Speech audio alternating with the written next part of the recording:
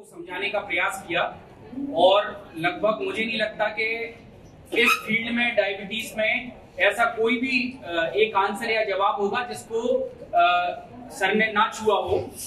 और सर ने जैसे बोला कि मानसिक तनाव, तो इसमें भी मैं थोड़ा बताना चाहूंगा कि मानसिक तनाव की मेन जड़ है केवल आप 2 या 3 चीजों का प्रयास करके देखिए, मतलब दिमाग को कैसे रिलैक्स कर सकते हैं।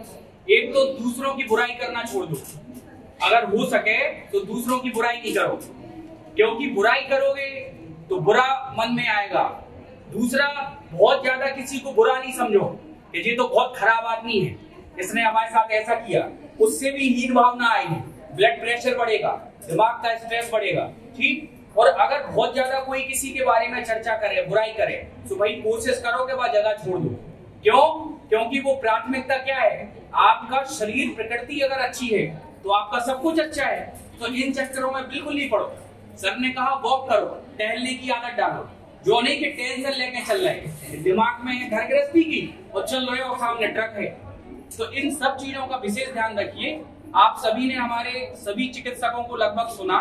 अब आप में से हम एक अपील आई थी, हमारे युवराज चौबे जी हैं, कुछ आप सभी से बोलना चाहेंगे। युवराज आइए प्लीज, आप लोगों में से भी एक व्यक्ति आ जाओ। को संचालित करते हुए मैं आप लोगों को बताना चाहूंगा कि यहाँ पर उपस्थित हमारे सीनियर वरिष्ठ फिजिशियन सर, पूर्व जिला चिकित्सालय के अधीक्षक डॉक्टर आर पी सिंह साहब, डॉक्टर अंबिका प्रसाद जी, हमारे पीडियाट्रिक्स के डॉक्टर साहब, यहाँ पर उपस्थित सभी चिकित्सक, सभी भाई बंधु, आप सभी को यहाँ पर जो आप लोग उपस्थित हैं बहुत बहुत धन्यवाद। और इसी प्रोग्राम के क्रम में मैं आप सभी को बताना चाहता हूँ कि आज का जो हमारा टॉपिक है विश्व मधुमेह दिवस।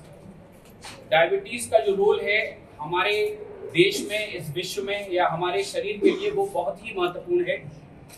और जितने भी आप समझिए कि हमारे पूरे देश में इस समय डायबिटीज की जो मरीजों की मात्रा है वो बहुत बड़े लेवल पर पहुंच चुकी है।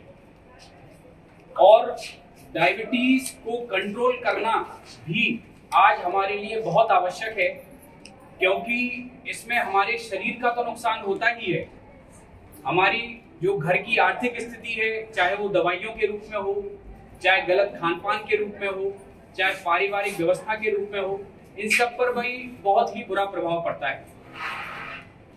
इस टॉपिक को आज चूंकि बहुत ही अच्छा मौका है कि आप सभी के सामने हमारे चिकित्सक, हम लोग आप लोगों को थोड़ा सा जागरूक करने का प्रयास करेंगे इस टॉपिक पे। डायबिटीज एक ऐसी बीमारी है जिसको हम दीमक कह सकते हैं, और ये धीरे धीरे हमारे शरीर को बुनती है, हमारी आंखों से कम दिखने लगता है, हमारी पाचन क्रिया खराब हो जाती है, हमें बार बार भूख लगती है, बार बार पेशाब जाना होता है, और कई सारी ऐसी बीमारियों का खतरा बना रहता है, जैसे हार्ट अटैक, लकवा की परेशानी, जिसमें कि मरीज की दवाइयां जीवन भर चलती रहती हैं। तो मैं इस मंच के माध्यम से आप सभी से ये कहना चाहूंगा कि आप लोगों को इस शब्द जो डायबिटीज है, इसमें बड़े ही अलर्ट होने की आवश्यकता है, बड़ा ही डर मन में भाव होना चाहिए। यदि आपके परिवार में किसी को भी डायबिटीज है तो आप कृपया उनका विशेष रूप से ध्यान रखने की आवश्यकता है।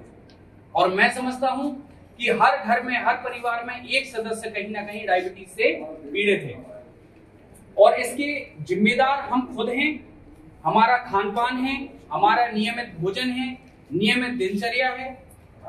हमने, जैसे मैं बताना चाहूंगा कि आज से 100 साल पहले, 50 साल पहले लोग 10-10, 20-20 रोटियां एक साथ खाया जाया करते थे, 18-18 घंटे की मेहनत कर लेते थे। और आज के समय में हम 8 घंटा काम करके ये सोचते हैं कि हमने बहुत बड़ा तीर मार लिया।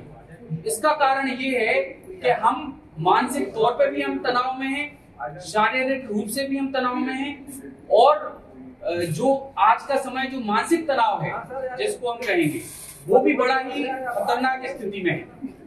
छोटी छोटी बातों में हमें डर लगने लगता है, एक मन में भय आ जाता है कि पता नहीं भविष्य में क्या होगा, जीवन का क्या होगा, छोटी छोटी बातों पे हम इतना डरने लगे हैं, इसका भी डायबिटीज पे बड़ा ही गलत प्रभाव पड़ता है। सबसे पहले यदि मैं खान पान की बात करूं, खान पान की यदि मैं बात करता हूं, आप इस मंच से एक प्रण लेके जाइए कि आप अपने घर में मैदा का सेवन बिल्कुल बंद करिए।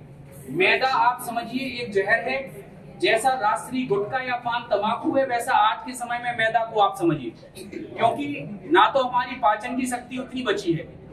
दूसरा, प्राकृतिक रूप से मैं आप सभी से एक प्रश्न करना चाहूंगा कि क्या हम रोज के 2 फल खाते हैं? हाथ उठाइए, कितने लोग 2 फल खाते हैं? हाथ उठाओ। 2 व्यक्तियों ने हाथ उठाए और ये बिल्कुल 18-20 साल के लड़के हैं। तो 2 फल जो व्यक्ति खा रहा है और 250 ग्राम हरी सब्जी खा रहा है, समझिए वो इस जीवन में बहुत स्वस्थ है। दूसरा, थोड़ा सा और इस मंच के माध्यम से बताना चाहूंगा कि जैसे पेट में एंजाइम होते हैं, एंजाइम का काम होता है हमारी पाचन क्रिया को मदद करना।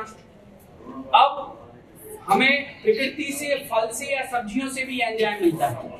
हम सर्वप्रथम क्या करते हैं, तेल में भून दिया सब्जी, बेचारे एंजाइम मर गए, फिर मसाले डाल दिए, सो और मर गए। अब हमने मरा मराया खाना खाया। लोग कहते हैं कि भाई उबला खाना खाओ सब्जियां खाने की वजह से, लेकिन हम भुना हुआ या मरा हुआ खाना खाते हैं तो हमें 4 घंटे 5 घंटे भूख नहीं लगती।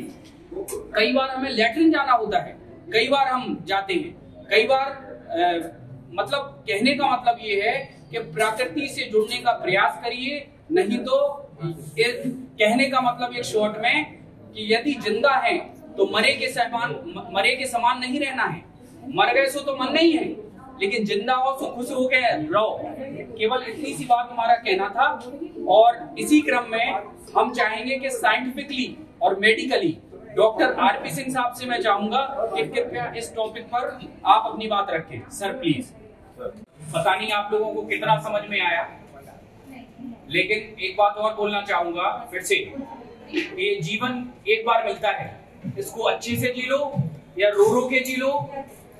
यहाँ पे मरीज आता है, उसको बोलते हैं कि भाई दूध पिया करे सुबह शाम, तो कहता है पैसे नहीं है। जेब में हाथ डालो तो 3 बंडल निकल आएंगे बीड़ी के। तो कहने का मतलब ये है कि आप किसको मूर्ख बना रहे हैं? अपने आप को। किसको दुखी कर रहे हैं? अपने आप को। पूरे परिवार को आप बर्बाद कर रहे हैं। तो कहने का मतलब है कि विशेष रूप से आप डायबिटीज का ध्यान रखिए। और हमारे मुख्य चिकित्सा अधिकारी डॉक्टर बख्शी सर यहाँ पर उपस्थित हैं और हम सभी उनका बहुत बहुत धन्यवाद करते हैं कि इस टॉपिक पे सर आए यहाँ पे। और अब मैं चाहूंगा सर से कि सर कृपया आप भी हमारे मरीजों को जागरूक करें और दूसरा करें प्लीज।